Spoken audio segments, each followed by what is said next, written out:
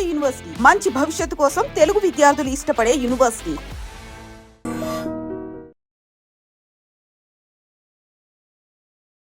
Welcome to I dream. నేను Udayasri. Present మనతో ఉన్నారు నరసింహ గారు, స్పిరిచువల్ కౌన్సిలర్. ఆయనతో మాట్లాడదాం. నమస్తే sir, welcome to our studio. నమస్తే అమ్మా. సార్, ఈ సొసైటీ ఇంపాక్టో ఏంటో తెలియదు కానీ ఈ ఇల్లీగల్ ఎఫైర్స్ పెరిగిపోయాయి. రీసెంట్గా ఇల్లీగల్ ఎఫైర్స్ వల్ల ఇతరుల్ని చంపడం మనం చూస్తూ ఉన్నాం. ఇప్పుడు ఐశ్వర్య తేజేశ్వర్ కేసు చూసుకోండి. దాంట్లో తిరుమలరావు బ్యాంక్ ఎంప్లాయీ తల్లితో అక్రమ సంబంధం పెట్టుకున్నారు. అలా పెట్టుకుని ఆ తర్వాత కూతురుతో అక్రమ సంబంధం పెట్టుకున్నారు. ఆ తర్వాత కూతురుతో పిల్లల్ని కనాలనుకున్నారు. కానీ ఐశ్వర్య కాబోయే భర్తను చంపింది.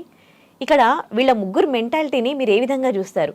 అక్కడ తిరుమల్ వాళ్ళ భార్యని మోసం చేసిండు. ఐశ్వర్య కాబోయే భర్తను చంపేసింది.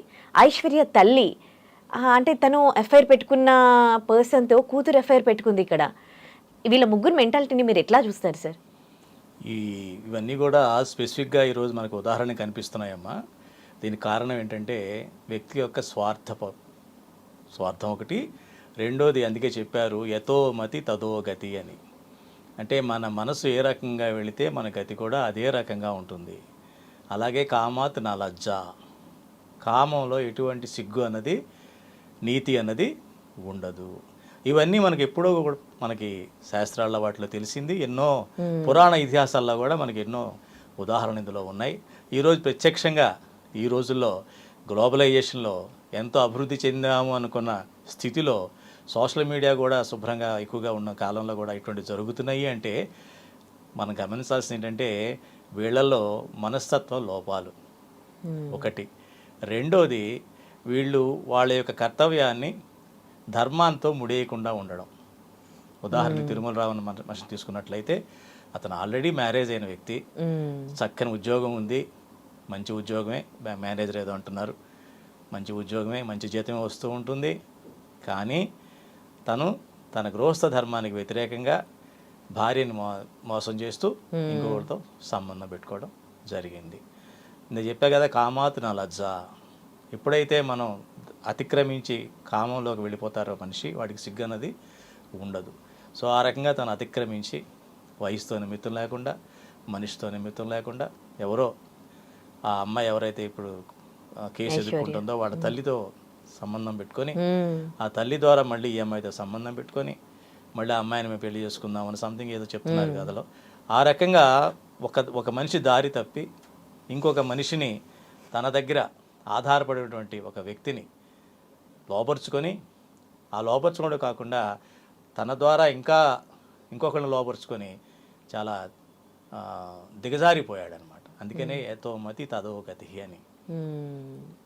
అంటే అతను చేస్తున్న పని ఏంటంటే, ఇది ఎప్పుడు జరుగుతుంటే ఎట్లాగా అయినా సరే తను ఉన్న పరిసరాల్లో తను గొప్పవాడిగా వెలుగుతూ ఉంటాడు. జనరల్గా నేను చేసినా ఇక్కడ చెల్లుతుంది, నేనేం చేసినా కూడా ఇక్కడ దానికి వ్యతిరేకత అన్నది రాదు, నేను ఇక్కడ మోనార్క్ని అని ఎప్పుడైతే మనలో ఒక రకమైన మదం అంటారు, నేను నా అనే మదం, నేను నా అనేది కొంత ఉండొచ్చు, అహం కొంతవరకు ఉండొచ్చు. అది మదంగా మారినప్పుడు మదపుటేనికి ఎలాగైతే విజృంభించి ఎక్కడ ఇష్టం వచ్చినాడు అడవులు అటు ఇటు పరిగెడుతూ ఉంటుందో, వీళ్ళు కూడా అదే మనస్తత్వంతో విచ్చలవిడిగా తిరుగుతూ ఉంటారు. అక్కడ న్యాచురల్గా ఏంటి, తనకు ఎదురు తిరగని వాళ్ళ మీదే అఘాయిత్యాలు జరుగుతూ ఉంటాయి. తనకు ఎదురు తిరగరు అన్న వాళ్ళకి అఘాయిత్యాలు జరుగుతూ ఉంటాయి. ఆ రకంగా పాపం ఆ అమ్మాయి వాళ్ళ మదర్ని అతను ట్రాప్ చేయడం జరిగింది. తద్వారా ఆవిడ కూడా బహుశా మరి ఆ అమ్మాయి ఏదో అన్నారు, ఏదో మొదటి హస్బెండ్ కూతురు అని ఏదో చెప్తున్నారు, అట్లాగే ఏదో అట్లా అయితే ఏదో మొత్తం ఆవిడకి ఎట్లా ఉందో తెలియదు, ఆవిడ ప్రవర్తన సరళే మనకి తెలియదు. ఎప్పుడైనా సరే మనం ఒక దగ్గర పనిచేస్తున్నప్పుడు మన పరిధి, మన యొక్క లిమిట్స్ మనం తెలుసుకొని మన ధర్మం ఏమిటి అంతవరకే మనం ఉండాలి. కాదు ఇదే గతి, ఇది లేకపోతే మనం ఇంకోటి లేమా అని పరిస్థితి రాకూడదు. తనకంటూ కుటుంబం ఉంది, అందులోనూ ఆడపిల్ల ఉంది, కూతురు. మరి అమ్మాయి ఉన్నప్పుడు అమ్మాయికి తను ఎలాంటి మోడల్ చూపించగలదు, ఆ అమ్మాయికి ఈ విషయం తెలిస్తే ఆ అమ్మాయి తన మాట వింటుందా, మరి ఇవన్నీ కూడా ఆలోచించాలి. పైగా తన కూతురికి వేరే సంబంధం చూడడం జరిగింది, మరి అది ఎందుకు జరిగిందో తెలియదు. ఇవి రెండు వేరు వేరు కేసులు. పెళ్లి చేశారు కదా అతనికి ఎవరికో, అదే వేరే అబ్బాయితో పెళ్లి కుదిరిన తర్వాత అబ్బాయి తేజేశ్వర్తో తల్లిని కూతురు చంపింది అది వేరే అది కేసు. వేరే. కానీ ఇతను మళ్ళీ పెళ్లి చేసుకుంది కదా, ఈ అమ్మాయి పెళ్లి చేసింది కదా కూతురికి. ఇన్ని సంబంధాలను తెలిసి కూడా ఆ అమ్మాయికి మళ్ళీ సంబంధం చూడడం, ఆ పెళ్లి చేయడం కూడా జరిగింది. అంటే ఏంటనమాట, ఒక తప్పు కాకుండా దానికి తప్పులు చేసుకుంటూ వెళ్ళినప్పుడు అదేమవుతుందంటే అదే ఉరితాడే వాళ్ళ చుట్టూ చుట్టుకుంటుంది. ఒక్కసారి మనం ఏంటంటే ఏదైనా తప్పు అంటే పర్వాలా, తప్పు ఘోరం కింద మారిపోతుంది, ఘోరం అఘాయిత్యం కింద మారిపోతుంది, అఘాయిత్యం రాక్షసత్వం కింద మారిపోతుంది. కానీ బలైపోతోంది ఎవరు? వీళ్ళు చేసిన తప్పులకి వాళ్ళే బలవుతారు. ఓకే, ఇక్కడ ఒక ప్రాణాన్ని తీసేశారు వీళ్ళందరూ కలిసి. అందుకనే కదా దాన్ని అందుకే ఏం చెప్తారంటే సంఘం ఇంపార్టెంట్. కుసంగమా సత్సంగమా?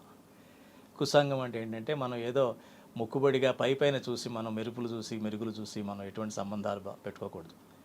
లోతుగా ఆలోచించి వాళ్ళ గురించి పూర్తిగా తెలుసుకున్న తర్వాతే మనం సంబంధ బాంధవ్యాలు పెంచుకోవాలి. కానీ ఏదో పైన చూసి మా కులం అనో లేకపోతే మా ప్రాంతం అనో లేకపోతే మాకు వాళ్ళ ద్వారా కొంచెం ఆస్తులు కలిసి వస్తాయనో, ఏదో లోపల ఎజెండా వేరే ఉంటుంది, జెండా వేరే ఉంటుంది. అదే రకంగా వీళ్ళు లోపల ఏదో బ్యాక్గ్రౌండ్ మనసులో ఒకటి పెట్టుకొని పైన ముందుకు సంబంధం కలిపేసుకుందాం, తర్వాత చూద్దాంలే అన్న విషయంలో అలా పెట్టుకున్నప్పుడు ఏం జరుగుతుందంటే హిడెన్ ఎజెండా తెలియక తర్వాత అది బయటకు వచ్చి ఇట్లా జరుగుతూ ఉంటుంది అనమాట. అది అతను చేసినటువంటి పొరపాటు, పూర్తిగా తెలుసుకోకుండా అతను. ఏంటి వీళ్ళు ఇప్పుడు ఒకరిని మర్డర్ చేసినా కానీ వాళ్ళు ఏ ధైర్యంతో చేస్తున్నారు? హ్యాపీగా ఒక 2-3 ఏళ్ళు జైల్లో కూర్చుంటారు, వచ్చేస్తారు. కానీ పోయిన ప్రాణం అయితే తిరిగి రాదు కదా. మీరు గమనిస్తే ఇక్కడ ఇంకో విషయం నేను చెప్పదలుచుకున్నది ఏంటంటే, ఈ మధ్యకాలంలో మీరు గమనిస్తే ఒక టీనేజ్ దగ్గరలో ఉన్నటువంటి పిల్లలు ఎక్కువగా ఈ పని చేస్తారు. క్రైమ్ రేట్ ఎక్కువగా ఉంది. అవును, 35-40 ఇయర్స్ ఉండి పెళ్ళి అయ్యి పిల్లలు ఉన్న వాళ్ళేమో సూసైడ్కి వెళ్తున్నారు ఎక్కువగా. కరెక్ట్. ఈ 20 ఇయర్స్ లోపు 22-23 ఏరియాలో ఈ రూరల్ బ్యాక్గ్రౌండ్ చిన్న టౌన్స్లో ఉన్న వాళ్ళందరూ కూడా క్రైమ్ రేటు పెరిగిపోతుంది వాళ్ళకి. ఎందుకంటే వాళ్ళకి ఎమోషనల్ బ్యాలెన్స్ అనేది లేదు. ప్లస్ వాళ్ళకి చుట్టుపక్కల వాళ్ళకి ఎట్లా ఉంటుందంటేనమ్మా, సరైన ఆధారం కానీ సరైన గైడెన్స్ కానీ ఉండదు. వాళ్ళకున్న గైడెన్స్ ఒకటి సోషల్ మీడియాలో వాళ్ళకి నచ్చింది చూస్తారు, కానీ వాళ్ళకి నచ్చిందే చూస్తారు తప్ప వాళ్ళు మంచి దారిలో పెట్టేది ఏదో కనిపిస్తే దాని పెద్ద అవాయిడ్ చేస్తారు. అంతే. చివరికి ఏ పరిస్థితి వస్తుందంటే వీళ్ళు మంచిగా తను నచ్చింది చూస్తున్నాను, నచ్చిన పని చేస్తున్నాను అనుకుంటారు. కానీ దాని తర్వాత తెలుస్తుంది వాళ్ళకి ఎటువంటి తెలుస్తుంది, ఇదే పెద్ద ఉచ్చు నాకు చిక్కుకుంది, ఈ ఉచ్చులో ఇరుక్కుపోయానని భయం వచ్చినప్పుడు ఏం చేయాలో తెలియదు. తెలియక ఏం చేస్తారంటే దానిలోంచి బయటపడాలంటే ఎదుటి వ్యక్తిని రూపుమాపాలని చూస్తారు. వాళ్ళ ఫీల్డ్లో లేకపోతే నాకు సేఫ్టీ, నాకు మంచి ఫీలింగ్ ఉంటుంది అనుకుంటారు. ఉదాహరణకి బాగా మబ్బులు వచ్చేసాయి, వర్షం వచ్చే సూచనలు కనిపిస్తున్నాయి, ఉరుములు మెరుపులు వస్తున్నాయి, పిడుగుపడే అవకాశం ఉంది. అప్పుడు ఎక్కడ పరిగెడతాడు మనిషి? ఓ చెట్టు కింద పరిగెడతాడు. ఇక దారి లేదు, ఇంకా పక్కన చెట్టు ఉంది అంతే, చెట్టు కింద పరిగెడతాడు. కానీ చెట్టు మీదకే పిడుగు పడుతుంది. కనుక ఆ విషయం తెలియదు, తనకి తానే బలవుతాడు. అది నీడ అనుకుంటాడు, అక్కడికి తప్పదు, అది నీడ కాదు, అక్కడ పెద్ద మృత్యు అన్న విషయం అర్థం కాదు. ఆ స్థితికి వీళ్ళు వెళ్ళిపోతున్నారు. ఎవరు?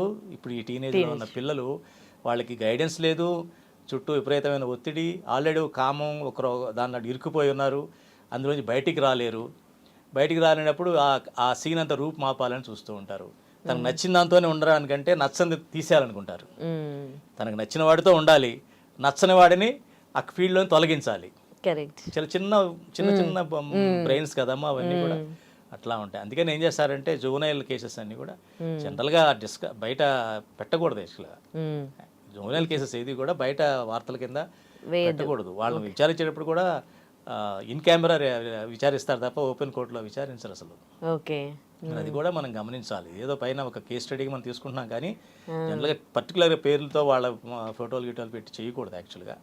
సరే, ఎనీవే మనం వచ్చే జనరేషన్ కోసం, కొంతమంది మంచి కోసం మనం మాట్లాడుకుంటున్నాం కాబట్టి కాబట్టి టీనేజ్లో ఉన్న పిల్లలు వాళ్ళ యొక్క ఎటువంటి అసోసియేషన్లో ఉన్నారు, వాళ్ళు మంచి షేర్ చేసుకునేటువంటి తల్లిదండ్రులు బాధ్యతాయుతంగా ప్రవర్తించాలి.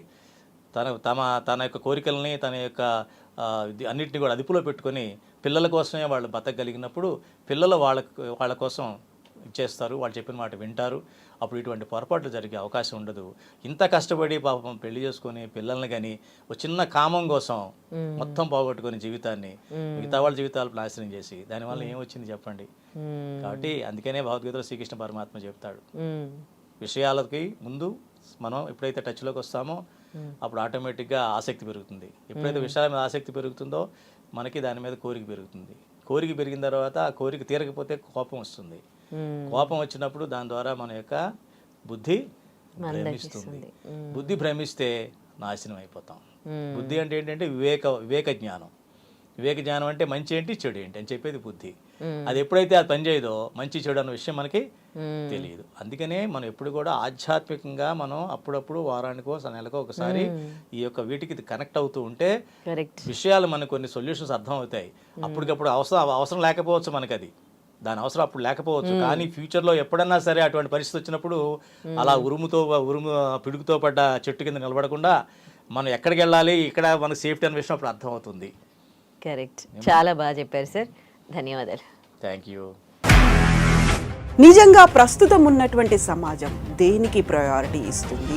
ఆర్థిక సంబంధాల చుట్టూ మాత్రమే తిరుగుతోంది. మళ్ళీ ఎన్నికలంగానే చాలా విరక్తి కలుగుతాం. మంచి అనిపిస్తుంది కదా, లేడీస్ కూడా ఛాలెంజింగ్ జాబ్స్ చేసినప్పుడు చాలా బాగుంటది. ట్రాఫిక్ అసిస్టెంట్స్ గా నియమించిన ట్రాన్స్జెండర్స్ అందరితో సాల్యూట్ చేయించుకుంటున్నారు. ఫుడ్ డెలివరీ ఇవ్వటానికి వెళ్ళినటువంటి డెలివరీ బాయ్ అనిల్ పై కళ్ళ ముందు పెళ్ళండి